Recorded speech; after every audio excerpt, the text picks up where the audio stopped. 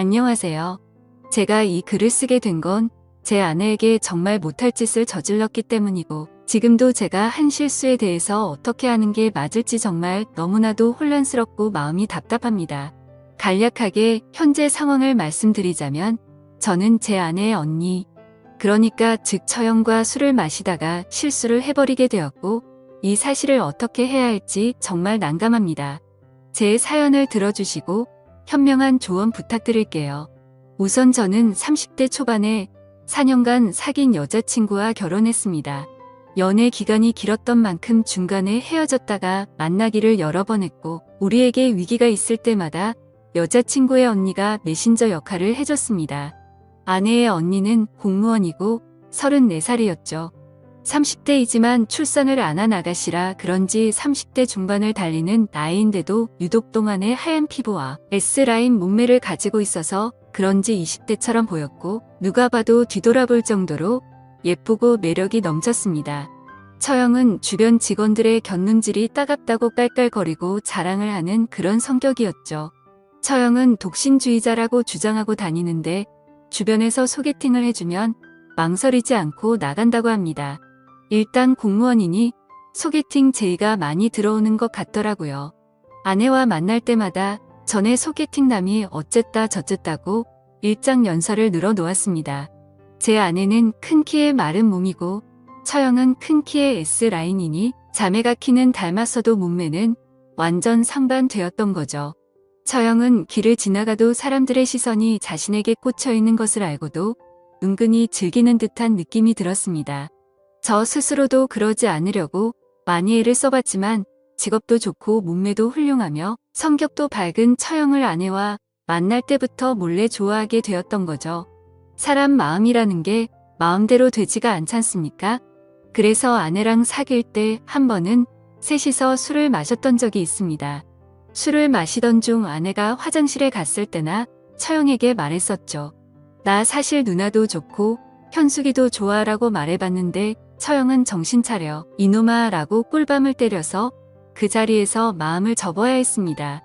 하긴 내가 자매를 두고 양다리를 걸치면 안 되는 걸 알았기에 당연히 아내에게 집중하고 결혼까지 골인을 하게 되었던 거죠. 결혼을 하고 나서 우리는 처형이 사는 아파트에 신혼집을 마련했고, 내가 야근을 하게 되는 날에는 처형 집으로 퇴근을 해서 자매끼리 즐거운 시간을 보냈습니다. 그러면 저는 처형 집에 가서 아내를 데리고 나오고는 했죠. 처형의 목소리는 언제나 유쾌하고 밝았습니다. 일하는 구청에서도 친절하기로 소문이 자자하다고 들었어요.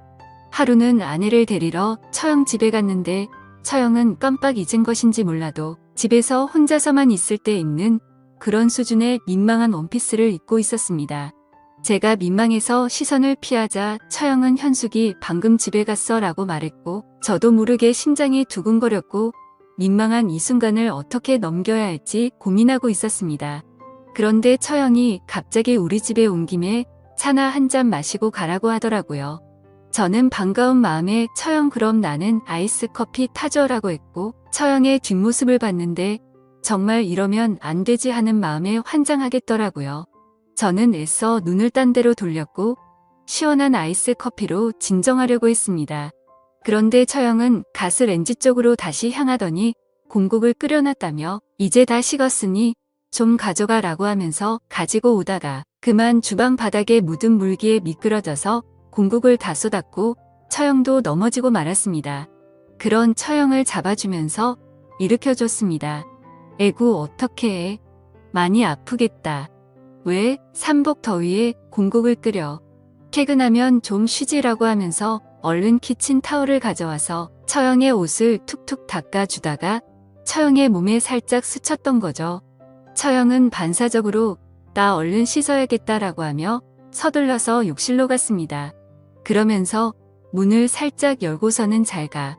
나는 나 안 나간다라고 하더라고요. 그래서 저는 난리가 난 주방을 수습하고 냄비도 닦아 놓았습니다. 처형은 물소리로 인해 제가 주방에 있다는 걸 인지하지 못한 건지 샤워를 다 마치고 욕실 문을 열고 안방으로 들어가는 소리가 들리더라고요. 그래서 저는 뒷정리를 다 마치고 방 문 앞에서 처영 나 갈게라고 말했더니 어머 깜짝이야 하면서 얼른 안방 문을 잠그는 소리가 들리더니 너 다 봤지? 라고 했습니다. 저는 하나도 못 봤으니 걱정하지 말고 안심하고 잘 자라고 인사를 하고 집을 나왔었죠. 저도 진짜로 주방에서 뒷정리를 하느라 정신이 없었고 그냥 별 다른 생각이 없었습니다. 하지만 솔직히 그날 이후로 마음이 싱숭생숭했었죠. 예전에도 관심이 있었지만 최대한 스스로 마음을 다잡아가면서 처형을 잊고 지냈었거든요. 그리고 며칠이 지난 어느 주말에 아내는 지방에 사는 친구를 만난다고 나갔습니다. 저는 배달 음식을 시키려고 휴대폰을 보고 있었죠. 그런데 처형에게 전화가 왔습니다. 뭐 하고 있냐고 해서 아내가 약속이 있어서 나가서 밥 시켜 먹으려고 하고 있었다고 했죠. 그러자 안 그래도 현숙이가 너 밥 안 먹었으면 챙겨달라고 부탁했다며 오랜만에 우리 낮술이나 한잔 하자고 하면서 집 밖으로 나오라고 했습니다. 근처 매운 등갈비찜 집에서 소주를 마셨는데 처형은 평소 주량이 소주 한 병 정도로 알고 있었죠. 그런데 그날따라 소주를 연거푸 마시더니 각자 3병이나 넘게 마셔서 만취 상태가 되었습니다. 그러자 형수는 술이 많이 취했는지 평소와 다르게 코맹맹이 소리를 내면서 애교를 부리는가 하며 말을 하다가 혀도 꼬이기 시작하더라고요. 뭐가 그렇게 좋은지 실실 웃더니 그만 테이블에 엎드리고 말았습니다. 그래서 저도 엄청 취한 나머지 더 마시다가는 큰일 나겠다 싶어서 술에 취한 처형을 부축하고 집으로 향하게 되었죠. 저는 처형이 사는 아파트의 현관 비밀번호를 알고 있었습니다. 왜냐하면 장인어른이 처형이 혼자 살고 있으니 비밀번호는 알고 있으라고 그래야 급한 일이 있을 때 처리할 수 있다고 하셨기 때문도 있었고 저와 아내 그리고 처형 셋이서 한 가족처럼 친하게 지내고 있었기 때문에 그게 별 대수롭지 않다고 생각을 했었었죠. 그래서 능숙하게 현관문을 열고 들어가서 처형을 침대에 눕혔습니다. 처형은 술에 만취해서 깊은 잠을 자더라고요. 그런데 갑자기 술이 확 깨는 기분이 들었습니다. 얼마 전 있었던 감정도 되살아나고 뭔가 기분이 묘하더라고요.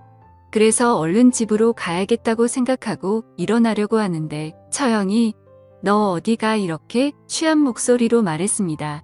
순간 이게 무슨 일인가 했더니 처형은 취해서 말을 이어가더라고요. 너 나 좋아한다는 거 다 뻥이지? 이러더라고요. 그 말을 듣자마자 처형도 나에게 관심이 있어서 나에게 술을 먹자고 했던 거구나 생각하게 되었죠. 결국 정말 술에 취해서였던 건지 저는 제 마음을 숨길 수가 없었고 사실대로 다 말했습니다. 그리고 결국 사고를 치고야 말았던 거죠. 그렇게 저는 아내가 돌아오기 전에 집으로 올라갔고 아내는 자정이 다 되어서 집에 들어오더라고요.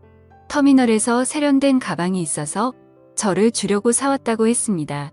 이어서 언니 옷도 사왔는데 직접 줘야겠다고 하며 콧노래를 부르는데 아내는 친구를 만나 스트레스를 잘 풀고 온 것 같더라고요. 그 모습을 보고 있으니 죄책감이 몰려왔고 정말 내가 무슨 짓을 한 거지 하는 생각에 머릿속이 혼란스러웠습니다. 정말 아무 일도 없었다는 듯이 보내려고 했지만 그게 안 되더라고요. 처형은 그날 이후로부터 뭔가 연인이 된 것처럼 저를 대하는데 저는 대답을 하면서도 뭔가 거짓 연기를 하는 것처럼 느껴졌습니다. 솔직히 말해서 앞서서도 말했듯이 저는 아내도 좋고 처형도 좋은 게 제 마음이거든요. 그런데 이걸 아내가 알게 되면 어떤 일이 벌어질까? 그게 걱정이 되는 게 가장 큰 고민입니다. 신기한 게 처형은 셋이 같이 있어도 아무렇지 않은 척 하는데 진짜 연기자가 아닌가 싶을 정도였죠. 그러면서도 뒤에서는 저와는 다른 연인들처럼 아무렇지 않게 지내고 있습니다. 행복하긴 한데 너무 두렵다고나 할까요? 사실 이런 상황들을 드라마나 영화 같은 데서만 일어나는 건지 알았는데 실제로 저에게 일어나고 보니 도저히 어떻게 해야 할지 감이 안 잡히네요. 이런 만남을 몰래 지속해봤자 결국 걸리지 않을까 하는 생각도 들고 아내에게 솔직하게 말할 수도 없는 노릇이고 정말 환장하겠네요. 사실 이런 상황을 주변 지인들이나 회사 사람들에게 말할 수도 없으니 객관적인 사고도 되지 않습니다. 많은 분들이 이 글을 들으셨을 때 어떻게 하는 게 가장 좋을 것 같나요? 현명한 조언 남겨주시면 감사하겠습니다.